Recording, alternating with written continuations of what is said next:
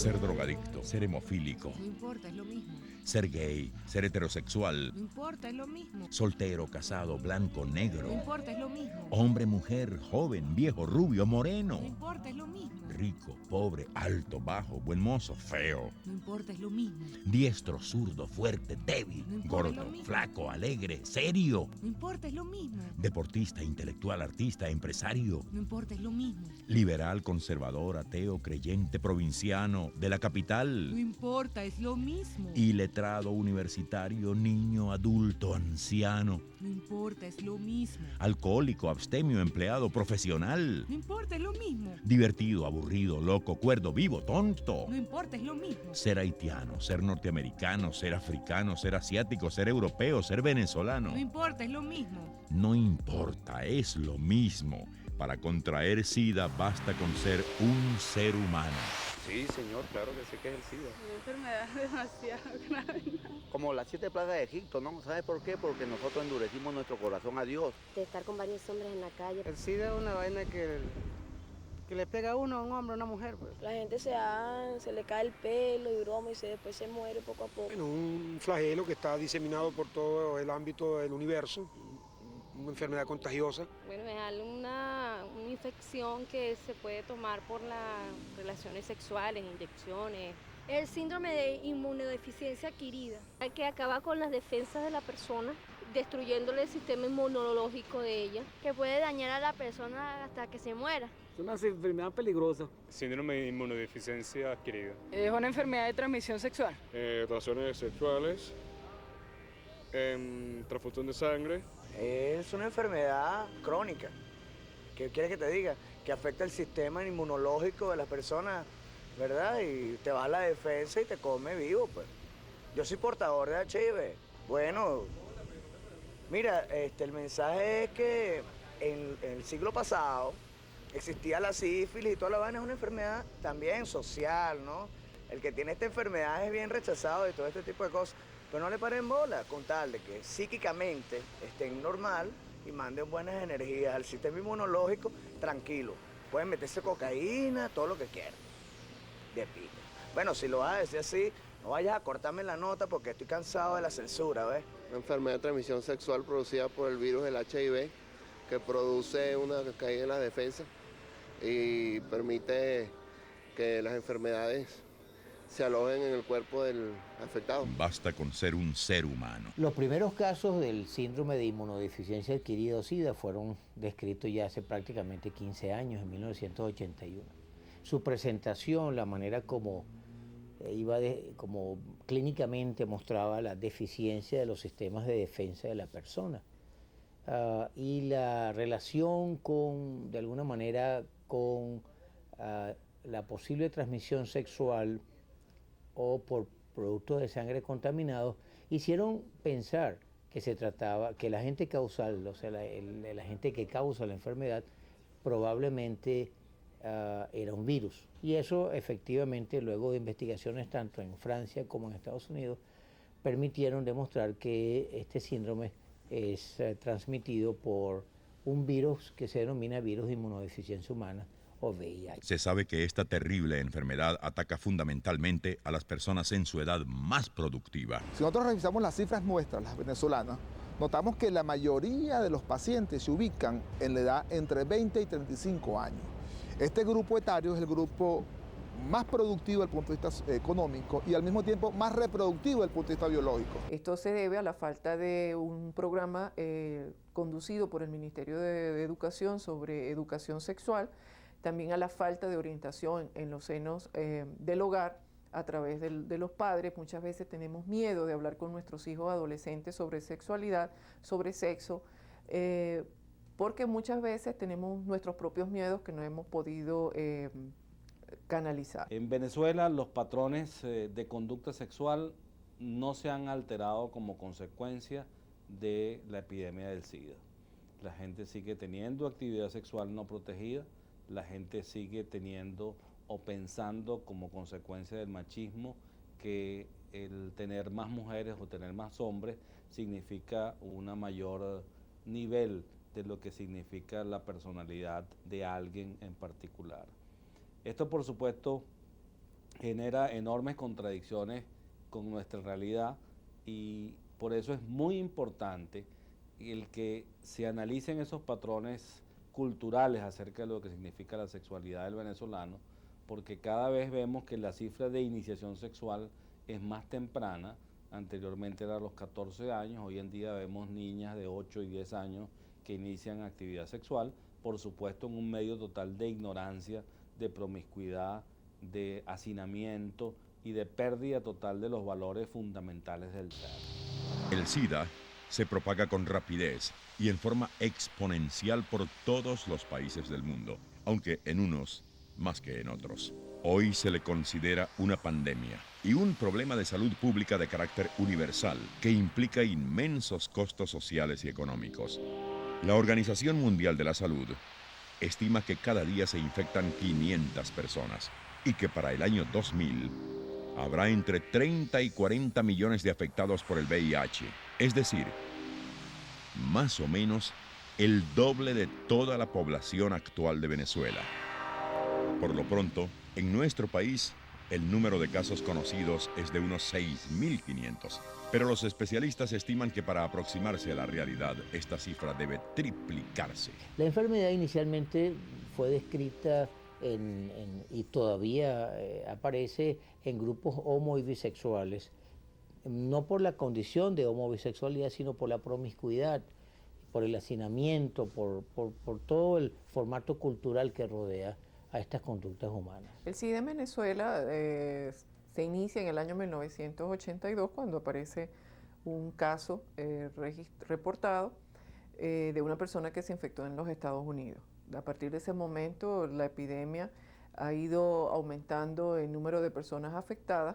En los actuales momentos los hombres siguen siendo el grupo con mayor número de casos de SIDA, pero no son el grupo más vulnerable, ya que es la mujer quienes han venido incrementándose en los últimos 10 años los casos en ellos. En los últimos 10 años el patrón ha ido cambiando hacia predominar la heterosexualidad. Debemos recordar que simultáneamente con la aparición en estos grupos también en otros continentes como el África y aún en el Caribe, aquí es muy cercano a nosotros, la enfermedad y la infección se transmitía en poblaciones heterosexuales.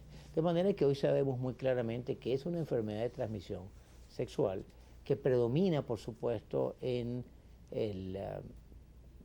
el mundo heterosexual, porque por supuesto es el mayoritario, y que se ha ido convirtiendo en un nuevo azote, en una nueva tragedia para los denominados países en desarrollo, que ustedes saben conforman el 90% de la población mundial. En relación a la mujer en general, prácticamente y lamentablemente las que se nos están infectando, que son las amas de casa y las profesionales, quizás a la poca información que a ellas les llega y también a su vulnerabilidad social. También biológicamente ellas son más fáciles de infectarse que el hombre. Nosotros en el Hospital de Niños tenemos aproximadamente 10 años evaluando, tratando, siguiendo a los niños con infección por SIDA.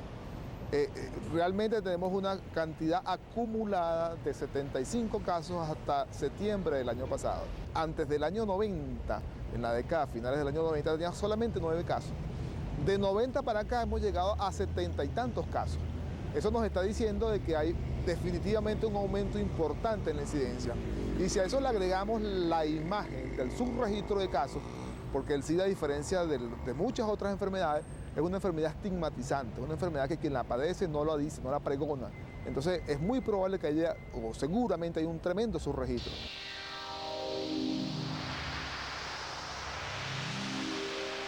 El responsable del morbo es un elemento viviente ultramicroscópico elemental, un organismo minúsculo, tanto que billones de ellos cabrían en una gota de sangre. Invisible en su pequeñez, agresivo en su modo de invadir.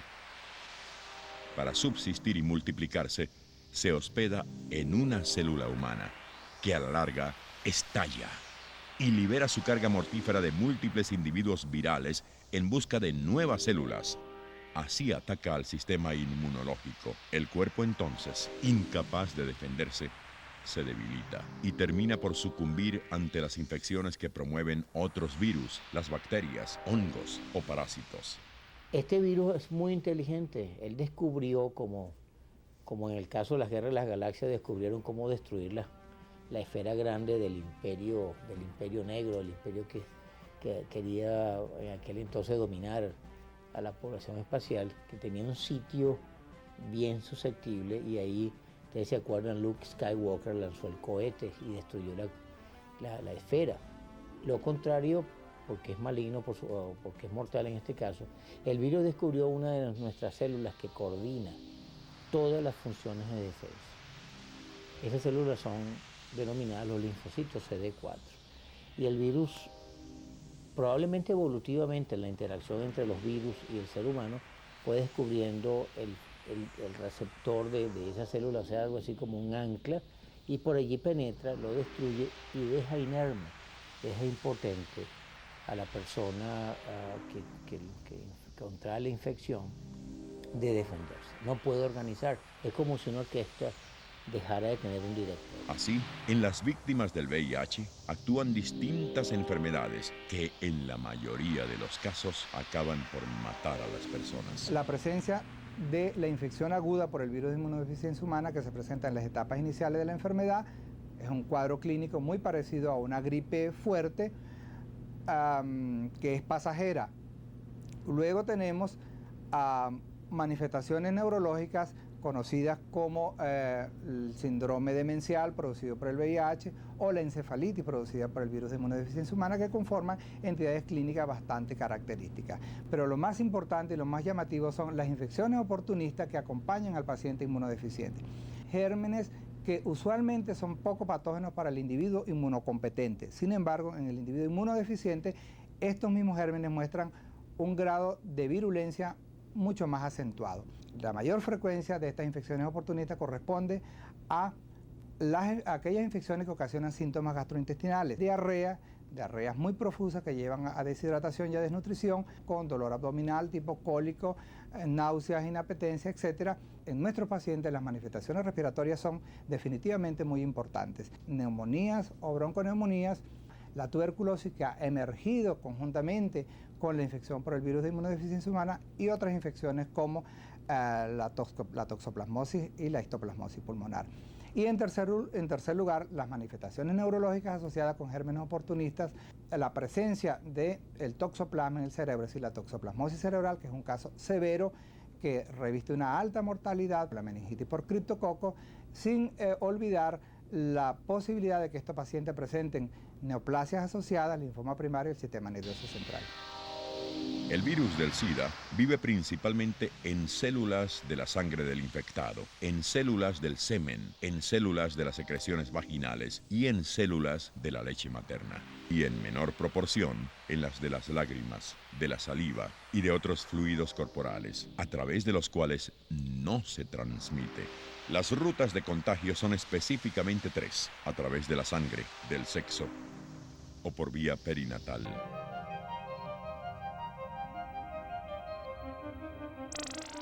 Mi nombre es Rosa, soy seropositiva, diagnosticada desde el 9 de marzo del 95, me entero de mi diagnóstico, ¿verdad? A raíz de un diagnóstico que le hacen a mi bebé, lo llevamos a donde una gastróloga, la doctora Daú, y ella le manda a hacer una serie de exámenes, entre ellos le hizo una endoscopia, la cual nos mostró, y vimos cómo todo lo que era su intestino, ¿verdad? Estaba ulcerado. Algo así como cuando uno se quema en la cocina, ¿verdad? Y se le rompe la ampolla, y se hace como una úlcera. Cuando llegamos esa mañana, ella nos sentó a mi pareja y a mí y nos dio el diagnóstico. Nos dijo, mire, el niño es seropositivo, es conveniente que ustedes se hagan las pruebas. Fuimos directamente al centro médico, ahí nos hicieron la prueba de ELISA y el Western Blot. Fui a la taquilla donde entregan los resultados y la chica de la taquilla, pues sin nada, me entregó los resultados, pero sin decirme absolutamente nada. Yo extendí la mano, recogí los resultados y así llegué al carro con los resultados en la mano. Cuando yo decido abrirlo y me consigo pues de que mi pareja, el bebé y yo éramos seropositivos. Con respecto a mi pareja y a mí, pues a mi pareja le comentó que con los CD4 que tenía, y tenía los CD4 en 25, pues de no hacerse un tratamiento urgente, pues en cuestión de 18 meses iba a empezar a padecer, ¿verdad? Ciertas enfermedades que podían presentársele, una candidiasis, una neumocistis, en medida de cuidado. Con respecto a mí, en aquella oportunidad yo tenía mi CD4 en 617, que fue el momento del diagnóstico, de lo cual él me dijo que iba a caer en una etapa de una crisis de nervio, ¿verdad? Que lo que más me iba a afectar a mí era eso, porque sí, lamentablemente la situación del niño era bastante crítica y la situación de mi pareja también. Por no saber que el niño era seropositivo, se le puso la BCG, lo que automáticamente, por tener un problema del sistema inmunológico, el niño produce una tuberculosis. Al producir la tuberculosis, los medicamentos de la tuberculosis dañan el hígado. Entonces, pero no teníamos salida. O se nos moría por un sistema la enfermedad de HIV, o se nos moría de una tuberculosis. Era cuestión de encomendarnos a Dios. Nos decían, prepárense porque hasta hoy llegó, mañana no amanece. Y al día siguiente, pues el gordo amanecía perfecto, comiéndose un cambur como si nada, que era inexplicable. Él luchó mucho por su vida hasta el último momento. Pero, lamentablemente, estamos de acuerdo en que su cuerpo no resistió.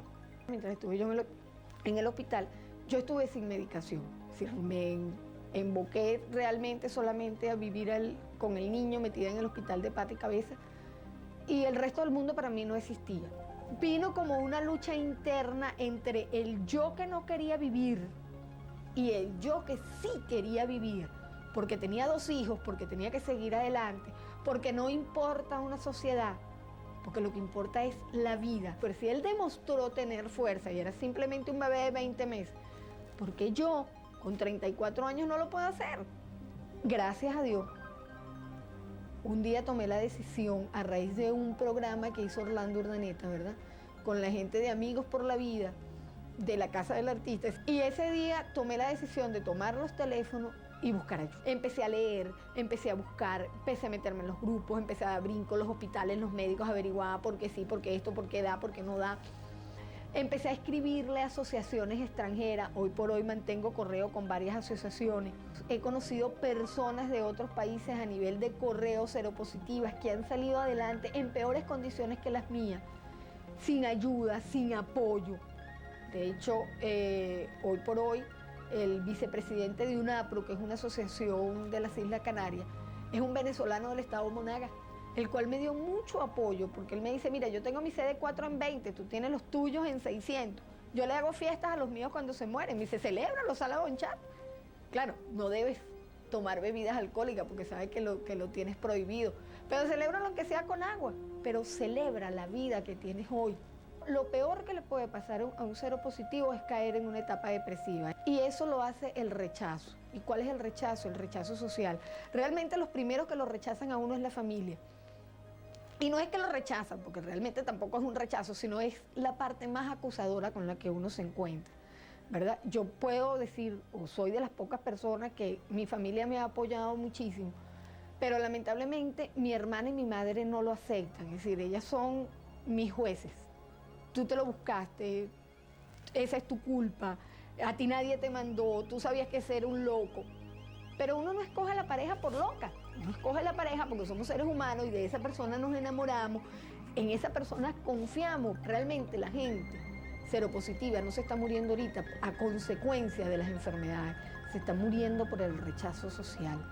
Es la sociedad quien la condena, es su familia quien lo condena. Tal vez hay personas que sí se lo hayan buscado por su vida loca. Y yo digo, mira, si yo tengo que culparme de algo, sí es verdad, no me cuidé, a conciencia de que tenía un marido promiscuo. Yo hoy por hoy le doy las gracias a todas aquellas personas que en su oportunidad acudí a ellas pidiéndole ayuda y me rechazaron.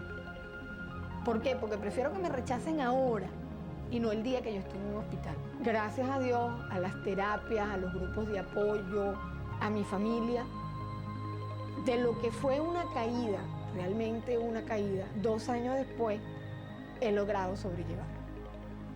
Sí, es verdad, soy una persona seropositiva, pero no por eso he dejado de ser una persona.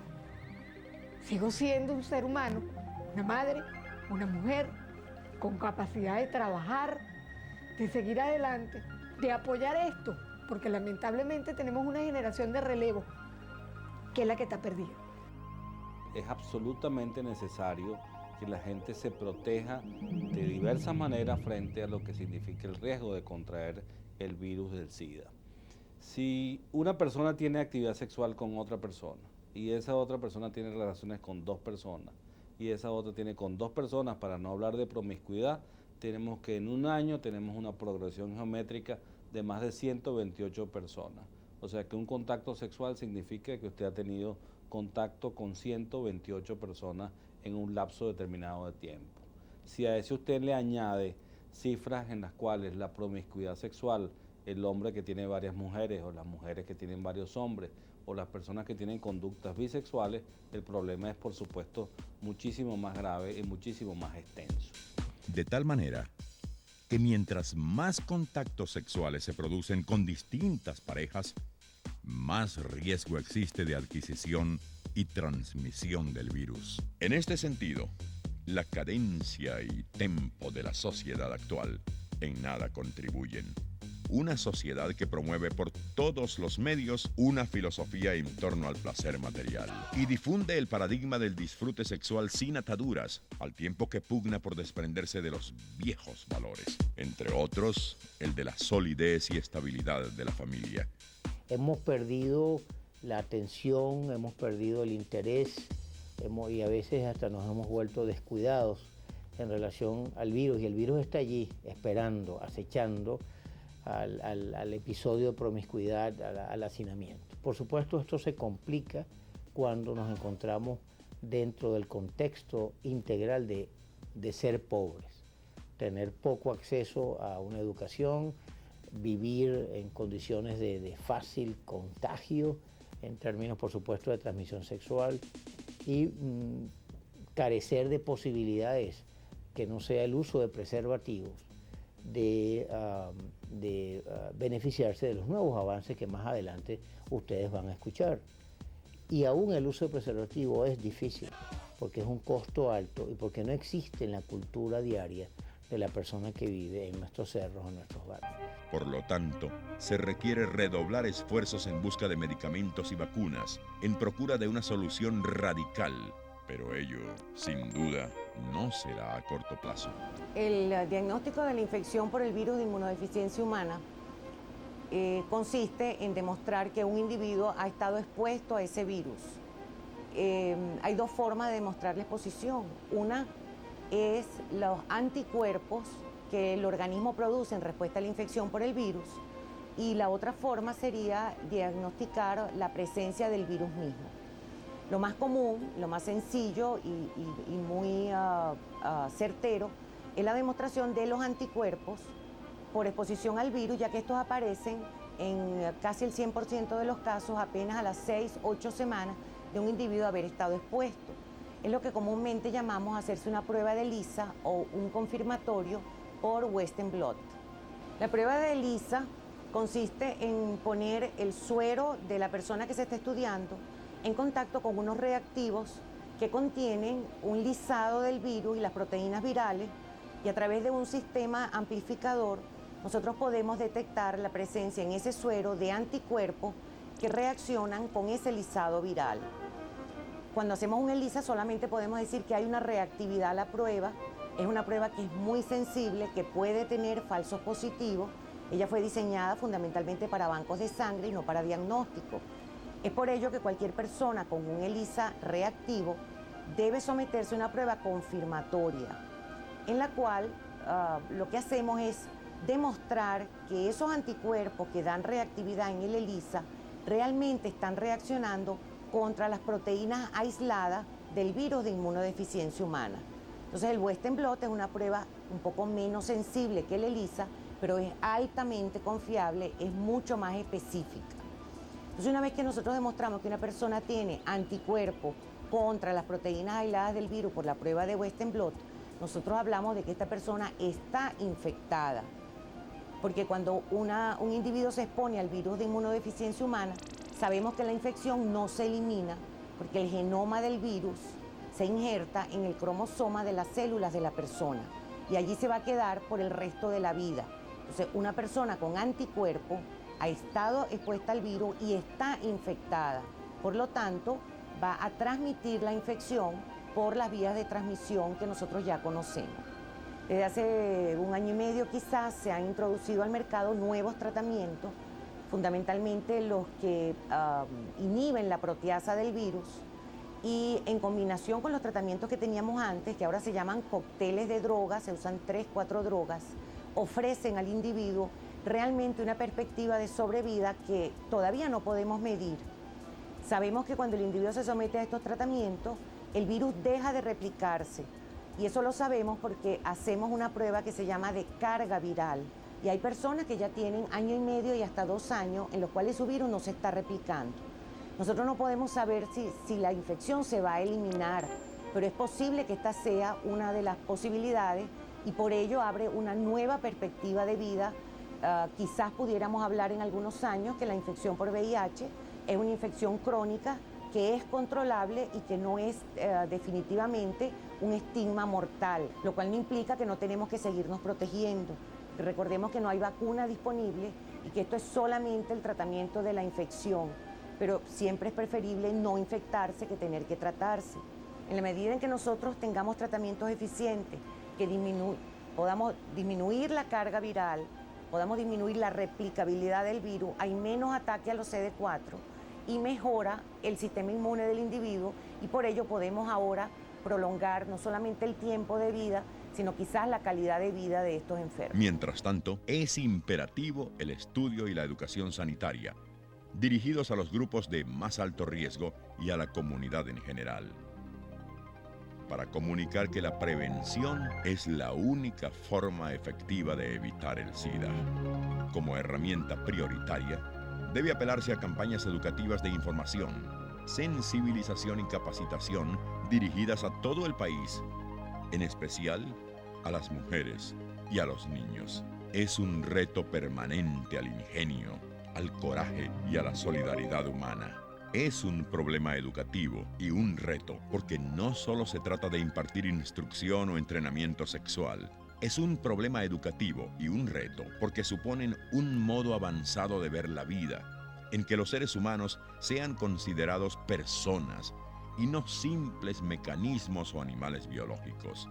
Personas racionales y emocionales, personas responsables, capaces de oponerse a la presión economicista y hedonista de una sociedad que impone modas, estilos y estereotipos de aberrantes repercusiones, en especial en países como el nuestro, agobiado por la frustración de una pobreza material, por la corrupción y un gran vacío espiritual. Es entonces un gran objetivo para el científico, el educador, el comunicador y el padre de familia, el contribuir a formar personas responsables que sepan renunciar a la libertad del instinto, personas recias, capaces de sobreponerse a lo primitivo y elemental, y así afincarse en lo positivo de una vida afectiva en pareja, respetuosa, fiel, estable, permanente y armónica.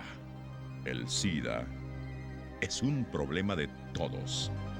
Bueno, no tener contactos sexuales con personas que no sean su pareja. Para mí, el que es sinvergüenza es que se ponga su preservativo. Y que sean fieles los unos a los otros. Coño, no usando mujeres a la calle ni de esa broma. Por lo menos uno como mujer se estabiliza con una persona y evita la promiscuidad. Principalmente manteniendo una pareja sana, evitando la promiscuidad. Tener relaciones con la mujer de uno, con el esposo de uno, no buscar más relaciones por otra parte. Manteniendo sexo con una sola pareja y sabiendo las conductas sexual de la otra pareja. The safest way is no sex until you get married. Con prevención y sin promiscuidad. Primero, teniendo una pareja estable.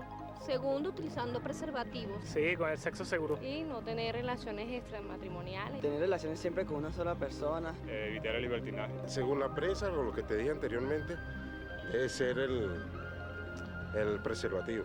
Pero yo vivo en pareja y entonces yo comparto lo de la pareja, ¿me entiendes? Yo la vivo así. Por eso, la educación es el camino. Y educar es prevenir. Lo demás se dará por añadidura.